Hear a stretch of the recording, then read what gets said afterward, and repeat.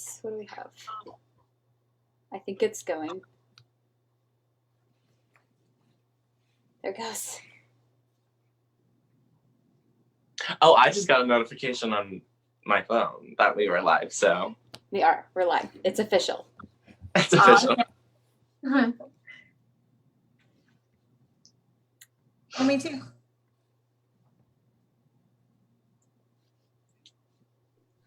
There's 5 people watching. Hello. Hey. Hey. Okay, let's do a sound. Starting out strong. Only 1 minute in. Already 5 viewers. I know. There's 11. We're going 5. We're hitting double digits. 11.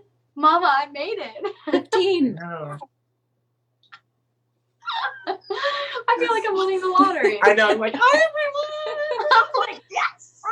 So someone said 16. Yes. Epic win. Okay, I'm going to guess that they can hear us. We Okay. good? Everybody, can you hear us?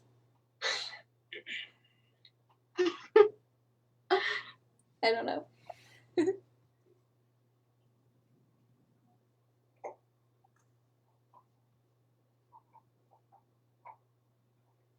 You think they can? Yes, they can. Okay, we're good. Okay. All right. Should we go ahead and get started? Yeah, I think Yep. so. Okay. All right. Well, hey, everybody. I'm Ketty Van Dyke. I am the middle school and high school counselor at Fafaa. And a big part of my job is helping seniors apply for colleges. And so we are hosting this event because our 2 Fafaa alumni that are with us today, David and Cameron, came up with this great idea. So David and Cameron are both musical theater folks, and they're going to talk to us today about auditioning for theater. So we have Cameron Wright. And away. So we're going to go ahead and get started. So guys, can you tell us first, how many schools did you apply for and which schools did you apply for? Okay, who wants to go first? You go first. All you. Okay, I'll go first. So I auditioned for 17 schools. I could tell you all of them. To be honest, I don't think I can remember them off the top of my head, but some highlights are Texas Tech, TCU. I auditioned for OU, Texas State, Pace, University of Arizona, Florida State. Let's see, where else? You know what? I can't remember the rest, to be absolutely honest, but a lot. I auditioned for a lot. I auditioned for 15. Basically the same as David, except for I didn't audition for OU, not TCU. I auditioned for Syracuse, also Point Park, Elon, Penn State, a couple other ones, but 15 in the whole. And y'all did this during the semester. Yeah. The college audition process starts, well, it's different for everybody, but it's recommended to kind of start actually looking into colleges at the kind of end of junior year so that you can have a good grasp of where you want to go and where you want to audition for and apply to, because it takes all year basically to audition for it. I started auditioning in November, and we sent in pre-screens early October and to November. So yeah, it kind of depends on each person too, because I know somebody else who was in our grade who was auditioning, they filmed their pre-screen videos during the summer. Yeah. So their process started then. But I mean, for David, his started a little bit later, and then mine started the week of November 1st, because I didn't decide that I was going to major in this until the week of, which was stupid. Don't ever do that. Make sure you plan ahead. Just have a little bit better thinking on that. But so my process started in November just for the pre-screens. And like for anybody who doesn't know, all the people who have never even heard of what the pre-screens are or whatever, basically what you have to do is you have to send in, you have your academic admission where you send in your application and with your test scores and your essays and all that stuff. But then for the arts admission, you have to send in a pre-screen video, which basically is a video of you singing 2 songs, a monologue, and a dance video. And it changes per school, but luckily they made like the common pre-screen type thing where most schools accept the same submissions, but it can change depending on which school you're applying to. So you do your pre-screens, and then after you send those in, then you get a notification on if you're allowed to audition. And then that's whenever your real process starts, because then that's whenever you're like, okay, I'm competing in these schools. That's your actual choices. You know what I mean? That's crazy. How long is the wait time between the like pre-screen and the actual audition? For me, I sent some pre-screens in November, and then we would find out about if we got a call back, like an on-campus audition, because what would happen is like you would send in your pre-screen and then you would get an email saying, oh, we want you to come to an on-campus audition for a callback. And that we find out about those, that is different for each school. For me, I had a couple of schools that I sent in pre-screens and I heard the week of, and then I heard from them. There are some schools that I heard from in December, and then we would have to audition in January. So it was like it was just all spread out, really. Yeah, I'd say most is probably 2 to 5 weeks. Yeah. Like around that range. From each time you send in a submission, it's usually about 2 to 5 weeks. You waiting to hear back. That's pretty quick. It feels like forever. So which colleges did you guys settle on? So I'm going to Texas Tech. And I'm going to Roosevelt University. Y'all have your shirts on and everything. It's so cute. Yeah, I know. We texted each other. We were like, oh, Carol. We have to represent. I love it. Definitely.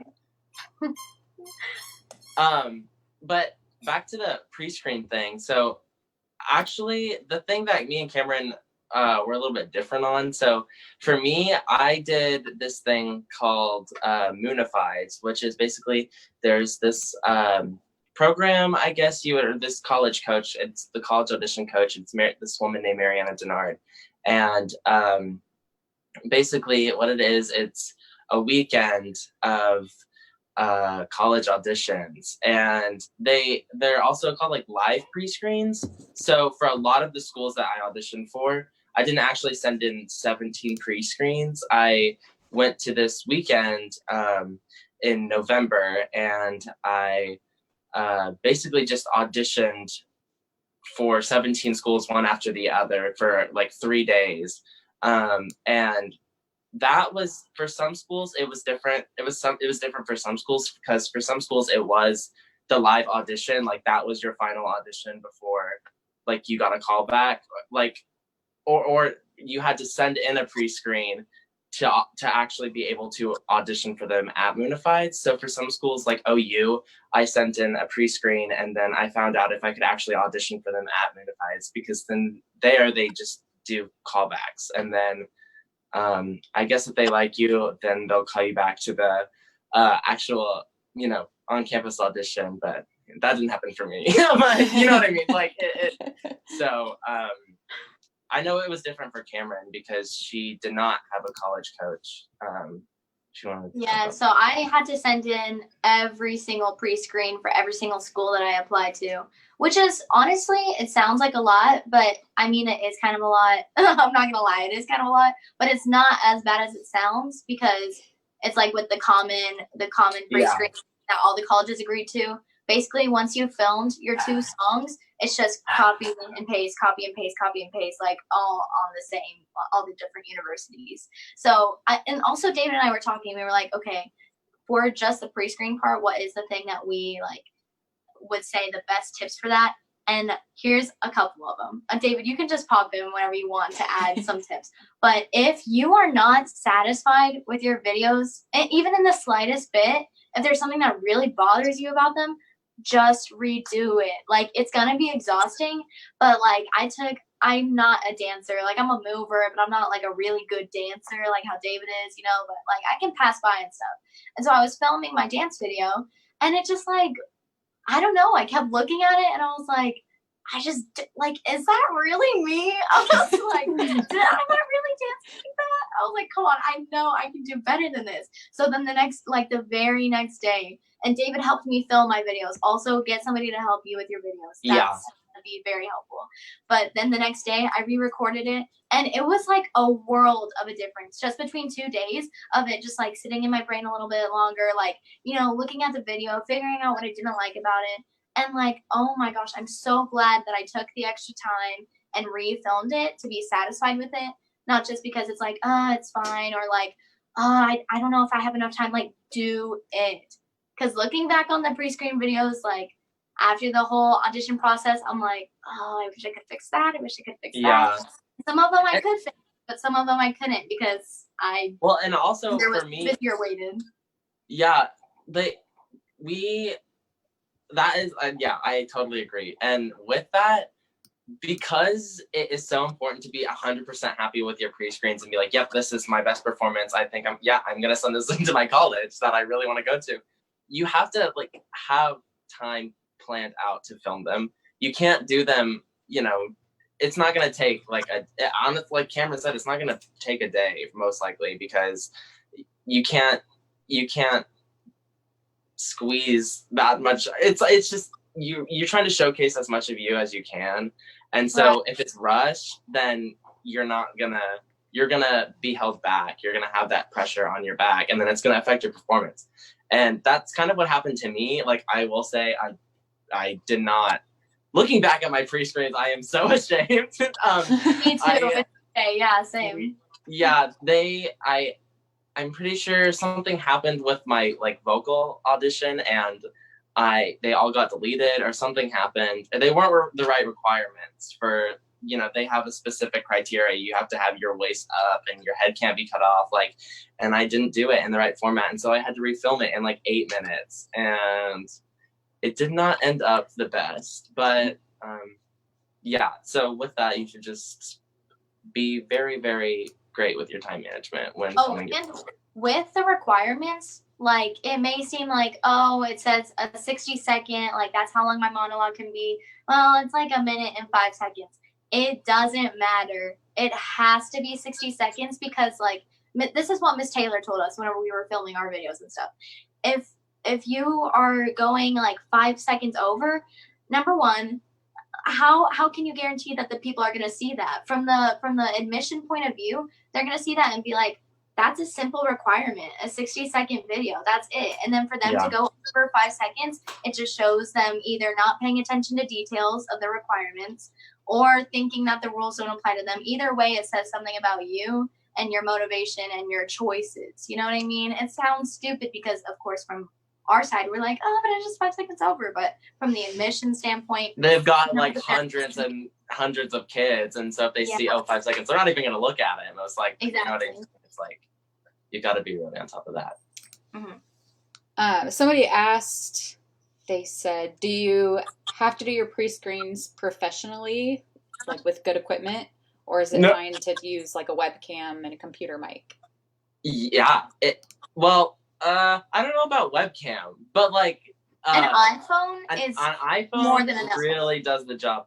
I have an iPhone XR, but that, like, you know, like any iPhone will work. The iPhone camera quality is really great. In my pre-screens, you can't really tell because we're fooling them with like lighting, and it's really good to have natural lighting also, but like really, really good lighting and like a good, what am I talking about?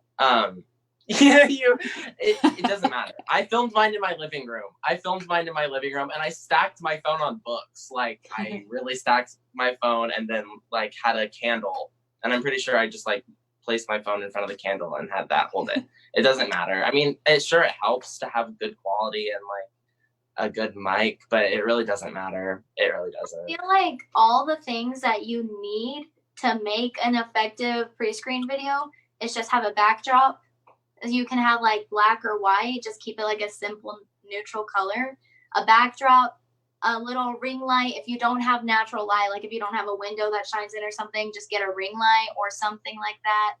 And then your iPhone is fine. Or if you have a camera, that's even better, but your iPhone is going to achieve the same exact thing. Yeah. You know what I mean? Like either way, I would say personally, compared to all the money that you're going to spend on the applications, on a college audition coach if you choose to do that, on traveling to your college to audition in person or go for callbacks or whatever, that money compared to the money that you're going to spend on a professional pre-screen recording, it's just not worth it. It's not worth it, I would say. Yeah.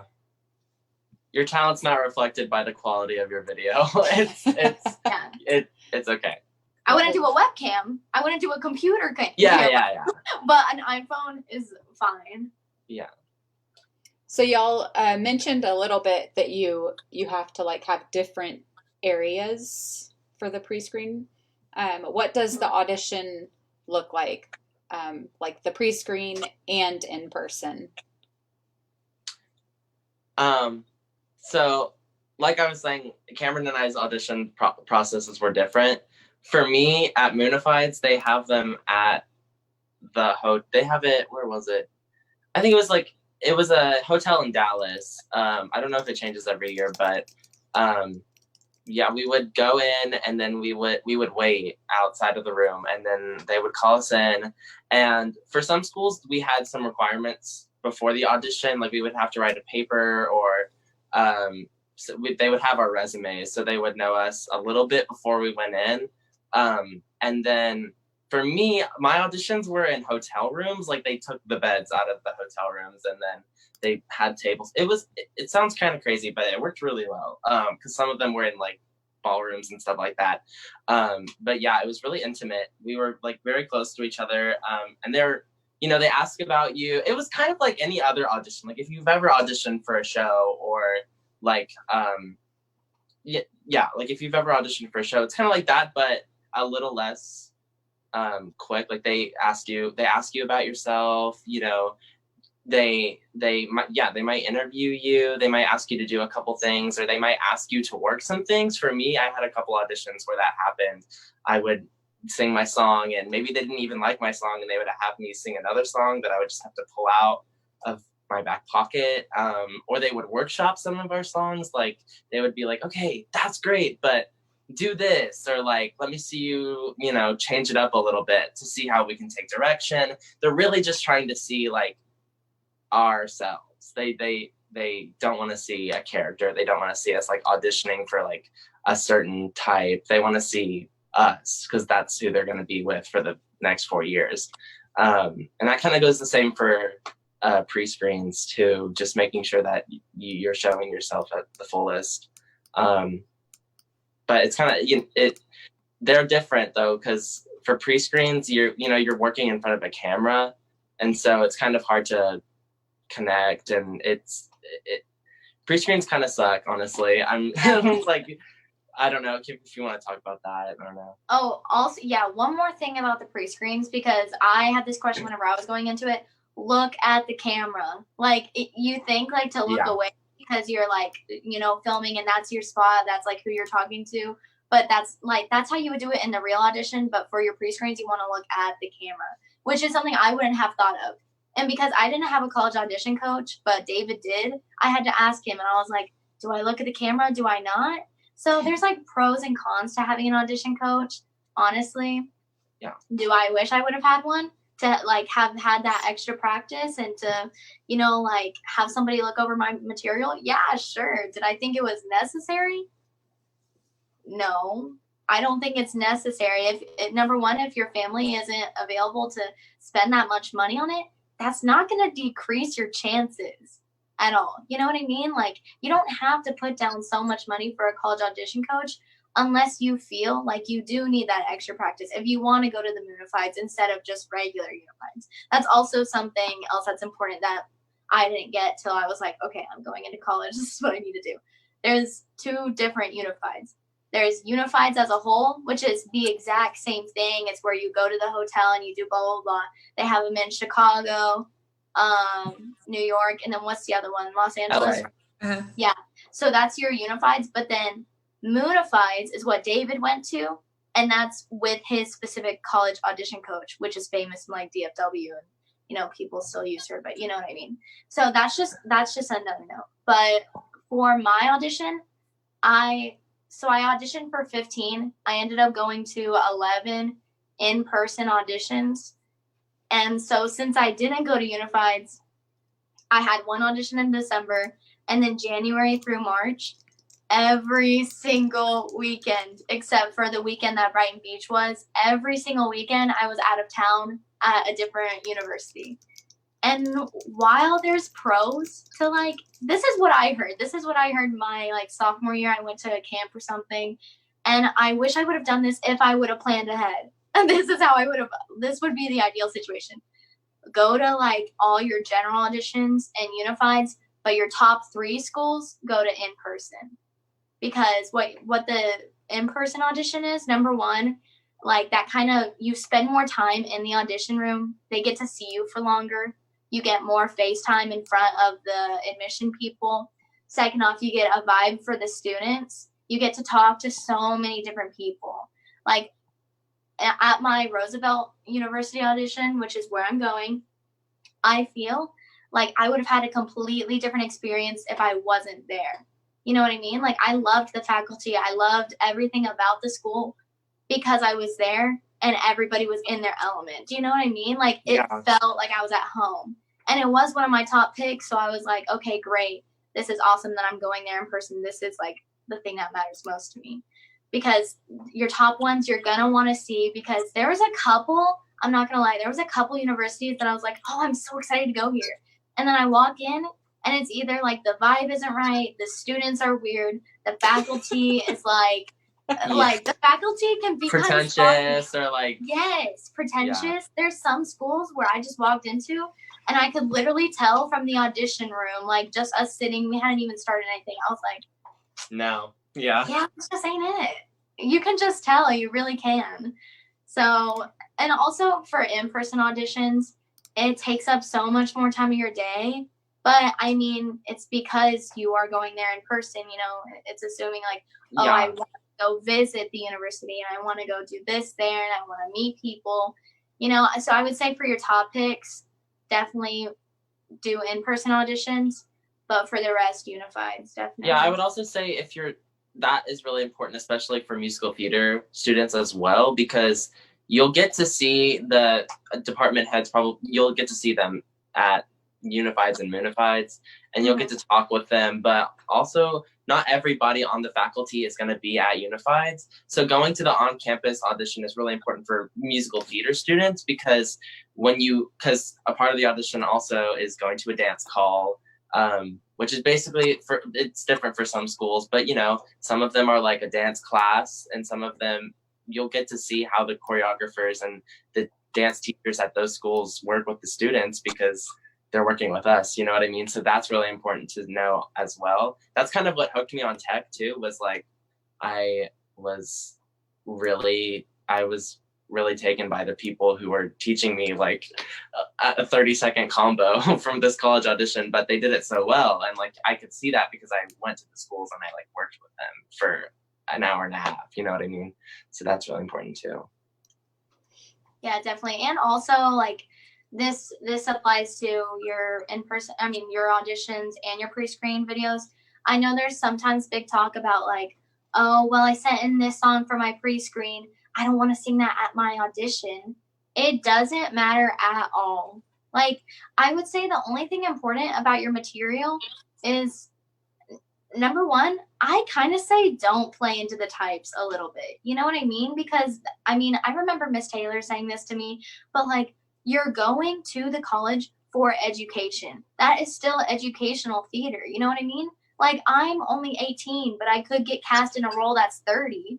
But whenever I graduate, I'm not going to get cast in that role because that's still educational theater. You know what I mean? So it's like, why are you going to go pigeonholing yourself inside of a type whenever, like, I'm going to sing the song that I enjoy singing the best and that I think represents me the most. You know what I mean? Yeah. And just make sure you love your material. If you don't like doing it, you are going to get, number one, it shows. It shows whenever you perform. It shows if you're just not into your material. It really does. And number two, you're gonna get so tired of it. At least you want to like do something that you enjoy.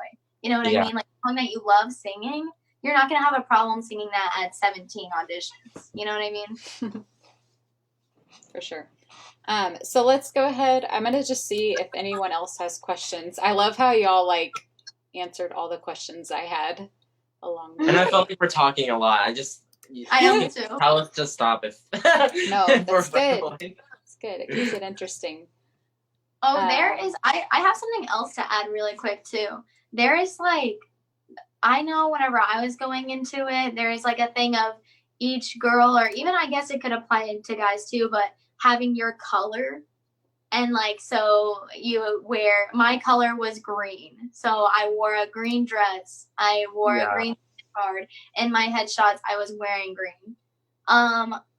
This is how I feel about that. Because whenever I went into it, I was like, are you serious? I really have to, like, it sounds a little stupid.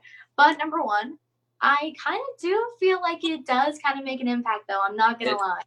Yeah. Because whenever they look at my headshot, number one, you want to pick a color that's flattering for you. So the green really like brings out the red in my hair. So they can be like, oh, the redhead with the green because I'm wearing the green dress.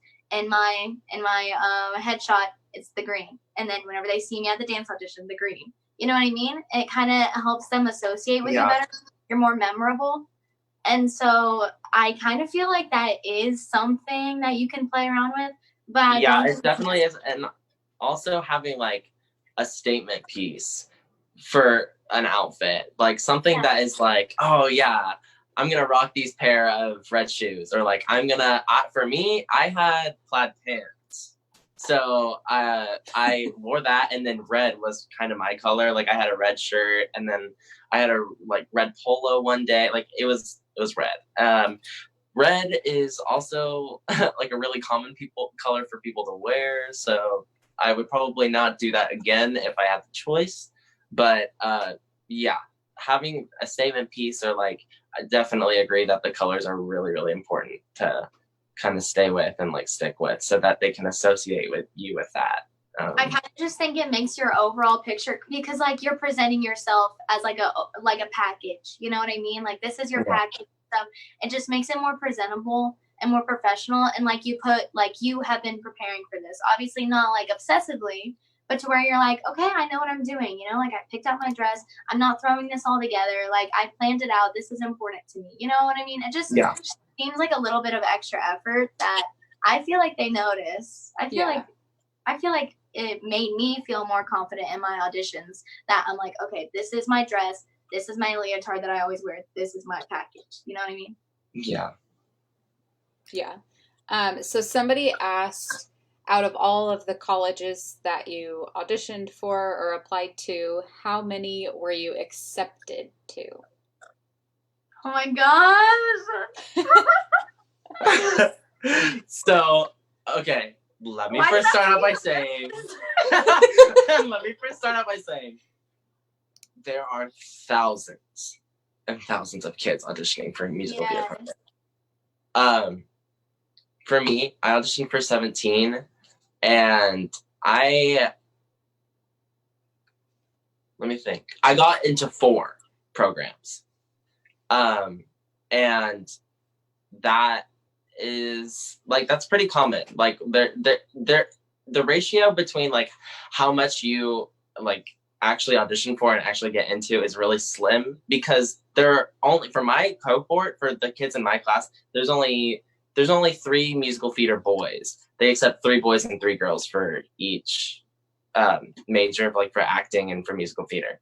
So, and that's the same for other schools. So it's really common to have a lower acceptance rate than it is like to have a larger one, compared to how many schools you actually audition for, because the programs are so small and selective as well. You know what I mean? Because University of Michigan might not, they already have a blonde boy. They already have a blonde boy who dances, or, you know, Elon might already have a redhead that can sing jazz and act really well. You know what I mean? It's like they're looking for certain kids to mold for their programs. You know, right? They're trying to like fill a niche.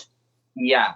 Yeah, and I think that's probably some of them, but like, Yeah, that's definitely some. There's some schools where you're gonna get rejected from pre-screens or their audition just because you look too similar to somebody that they already have. And while that's really unfortunate, it's like this is kind of how I think about it. Why would I want to go to a school that isn't as excited about me as I am about them? You know what I mean? Like the whole entire thing about like how like I felt about my auditions and stuff. Like you can tell, like if y'all are vibing, you're gonna know. You know what I mean? So Yeah. I applied to 15 colleges. Out of my pre-screens, I got accepted by 12. I got rejected by 3. And then Point Park was one of the ones on there, but I couldn't attend their audition. I think it was the weekend of Brighton Beach or something. And I asked them, Texas Tech, and I think some other school too, if I could send in video Missouri. submissions. Missouri State. Those 3 schools, I didn't attend their live auditions, but I still passed their pre-screen. And so I asked them if I could just send in a video submission since I couldn't attend. And then Point Park said no. So if you're applying there, make sure you can attend that one. They will not help you out there. But the other 2, I sent in videos. And then all the rest, I went to in-person auditions. I got 1 accepted, and then I got put on the wait list for 2. And that's another thing, the wait list. I mean, this is just my view on it. I mean, it's different for each person, especially with COVID. I know that's affected some of the accepting things. Yeah. It's kind of changed a little bit. So that's kind of sketch. But I just knew that Roosevelt was the one that I wanted to go to. Number 1, because I just felt the best there. I felt the most connected. I honestly had the worst audition at Roosevelt because I went in for my audition. I like nailed the dance one. That was fine. And then I went in for my singing one and my track cut out in the middle of it. And like, it was so awful. I was like, but I just kept going and like, it was fine. And the rest of it was okay. And then I was talking with them. And then the head of the faculty fell in his chair. He like fell back. Like everything was just crazy. My whole entire audition was just crazy. But like I Memorable. no, it really was. But in the moment, I was like I wasn't nervous about it, and they were laughing with me, and like we had good conversations. Like you just know. And then also the other 2 that I got waitlisted at, it was Tech and Syracuse University. I was just like, again, why do I want to go to a school where they're not as excited about me as I am about them? You know what I mean? It's so weird. This is what I heard from Pace University. They told us this at the in-person audition. They said, honestly, your exceptions, like how many schools you're accepted to, doesn't reflect your talent. Honestly, it's more about the pre-screens, to be honest. Because if you pass your pre-screens, then that means somebody in the faculty was intrigued by you, liked what you had to offer, and wanted to get to know you more. You know what I mean? And isn't that how kind of all auditions are? Like if you make it past the callbacks, you're talented enough. You know what I mean? It's if you fit the criteria, if you fit the specific what the school needs. You know what I mean? Like it's different for each school, so you can't really define yourself by how many exceptions you get, how many schools you get accepted to. But your pre-screens, I feel like, are more notable. Yeah, and I think also the other thing that people have to remember when doing auditions and going through the pre-screen process and like getting accepted into schools and getting callbacks to schools is like, yeah, there's thousands of kids applying. That is really intimidating. I think for Michigan, I can't even give you a number, honestly. I think it's thousands of kids auditioning for these schools, but you have to remember that not all the thousand of them are talented. You know what I mean? Like, you can't let the number throw you off. So like, if you think you can offer something to the school, if you think that you're a good fit, then don't let the name of the school scare you away. You know what I mean? And that kind of goes into like the name of the school. It's like the name of the school also doesn't matter. Like there's programs that might be really, really great for another kid, but be really bad for another kid. You know what I mean? There's kids that might need more of an acting track to work on or more of a singing track. And some schools offer like different strengths in each area of musical theater or acting. And so like, it's just different for each kid. Each kid has a different need for what they need to grow. You know what I mean? So like, sure, Michigan is a really, really great school, but like, it might not be great for me. You know what I mean? Because they probably don't have what I need to learn. So that's another thing. Also, just a helpful hint in organizing all your schools, I found that this was really helpful for me. I made a Google Doc shared with my mom, and like I put down every single school that I applied for, and then I put academics, arts, so that way I can, whenever I get those emails, you cannot trust your inbox. Don't trust it. Don't. Yeah. Nope. Once you see that email, like, oh, congratulations, you've been admitted into the university, or congratulations, your pre-screen has been rejected, then you have to put it down in your drive and be like, okay, Florida State University, like I would color code them. I put red because I'm not a possible option for that anymore. I got rejected from my pre-screens, so I put that down. But then whenever I got past writers, or even whenever they sent me audition like updates, they'd be like, oh, hey, we just went through another process, another round. You're still in the waiting pool. You're still a potential yes, which is actually pretty common. I didn't even know that that was a thing. You can get like accepted from your pre-screens. And then I went to my audition and they were like, you're in the yes pile. You're considered part of the class. Then they had an extra round of auditions. You're still in the yes pile. And then like you get taken out. They send you updates like that. So I would update my Google Doc on that. So that way I can just keep it all in line. And then whenever my mom is like, what's happening to Texas State? Then I can just go on the drive and I don't have to be like, I don't know. I can just literally look at it and be like, oh, this is where I'm at with that specific university. That was really helpful for me to organize it that way. David, was there a specific way that you organized it? Yeah, I had a folder, and I had each school that, because I again auditioned at Moonified, so I put all of the schools that I was auditioning for in this folder. And with my college audition coach, there was a sheet, and it like gave all of the info for the college. It was like I think it had like tuition, and it had the type of program it was, like the just like a bunch of info about it, and that like the pre-screen requirements and stuff like that. So I would keep those pages in my folders for like each school that I had, and if I got rejected from it, I would just take it out of my folder. And then yeah, that's kind of how I had it. It kind of kept it organized, because I can't do the Google Doc. It's just different for everybody, because like it's really stressful organizing it. But yeah, I like the physical. I had a folder, and I just had all of my pages for each school, and like all of their info, and yeah, all of that in one folder. I just took it out if I got rejected, or kept it in. So now I have 4 schools in my folder. So all right, so we got to kind of wrap things up. But I wanted to just finish off with if each of you wanted to comment on how Fafaa helped prepare you, if it be like teachers or your counselors or just your experience at the school. Yeah, teachers and counselors, 100%.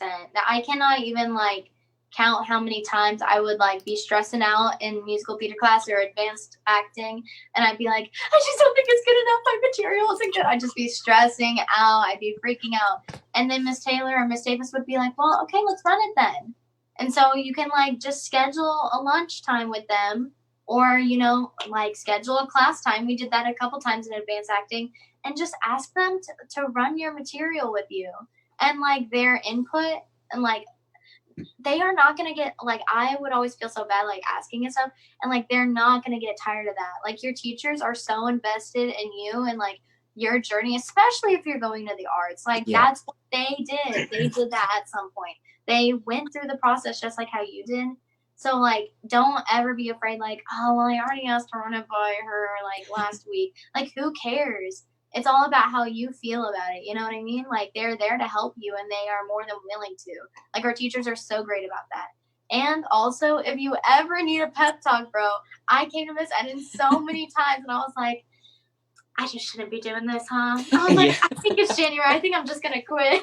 She was like, no, you're not. You're being stupid. And you just need that like little slap in the face sometimes. And like, yes, like you're going to get so stressed out. It really is an awful audition experience. I'm not going to lie to you. It is so annoying. I hate the whole entire experience. but it's needed, it's necessary, and like you gotta have your teachers and your counselors and your friends. David and I would have to talk each other down all the time. You have to have to reach out to them to help you too. That's the only way you're like gonna be like, oh, okay, I can do it. You know what I mean? Yeah, and I think also Cameron and I started Fafaa in 6th grade, so getting the opportunity, honestly, to get to go to school and practice what we love every single day really changed the skill level that was shown to the auditors and stuff like that. Like, they can see that we are well versed in a lot of stuff. Like, we've been taking dance classes since we were in 6th grade. We've been, we act every single day. And for me, I think it's really important for kids who are going into musical theater, especially, to take a dance class either their junior year or their senior year, if not earlier than that. Like, start just whenever you can and stay in those dance classes, because Miss Langford's dance class was almost the same as my Texas Tech callback. Like, it was like, I was like, yep, this is really helpful. I'm so glad that I'm getting to practice technique for almost 2 hours a day. And like, now I'm going to, I'm just going to a regular dance class. That's kind of like how it was. Like, I just thought of my callback as a dance class, or like, I just thought of my audition as a, I thought it was Frozen. But yeah, that, I don't know, just like things that I've learned throughout the years, just really, it just would not have been the same if I didn't go to Fafaa. Yeah, and also, like, if you're gonna be a senior going in now, like, okay, like, this doesn't really apply to you, but your sophomore and junior year, look for material too, and your teachers can help you with that. Like, I wish I would have spent more time like researching a really good monologue. I was happy with the monologue that I had, but I wish I would have had something even better if I had like spent my sophomore and junior year asking Miss Davidson, being like, oh man, I really need a good monologue. Because of course I found a really good one after the entire process. If I would have put in the time a little bit earlier, I could have used that one. You know what I mean? Like, you don't want to like look back on it and be like, man, I wish I would have like done that my junior year. You know what I mean? Like, yeah. I feel like every single dance class I was going into last year, every single combination that we learned with Miss Langford, that is basically an audition. You know what I mean? Like, it's about picking up the choreography. It's about like being on your toes and memorizing things really fast. Like, definitely take it your junior year and your senior year if you can. Definitely. Oh, and also don't be afraid. I'm so sorry. I'm like, also don't be afraid to reach out to alumni. Like, okay, I reached out to Sydney Dodson and Courtney and so many other people and just texted them and been like, hey, can you take a look at my pre-screens? Hey, do you think this would be a good song? Hey, what did you think about this university? Like, no, and especially to us too, like, I really like all the underclassmen. Don't be afraid to reach out to us and ask for our help on something, our opinion, or other alumni too. You know what I mean? And not even just alumni at our school. Like, I talked to so many people that I met throughout the theater community as well. Like, if you do shows outside of school, like, really, really talk to those people that, like, I learned about tech from this kid that I did CASA with when I was 12. Like, it is like, we're all willing to help each other. That is the thing that is, I think, that I enjoyed the most out of this whole process, is we're all so for each other. Like, we're like, we want you to, because we want to end up where we're happy. It's going to be our home for the next 4 years. So, like, reaching out to those people, like, they're going to want to, they're going to want to help with that. So. Well, that's awesome. Yeah. All right. I don't have any more questions coming through. Everybody said they're proud of you and they love you. Aw, I love you guys too. Stop, you're making me blush. Thank you guys for doing this. Yes, of course. Thanks for having us. All right, well, we'll go. Y'all have a good night. You too. Bye, everybody.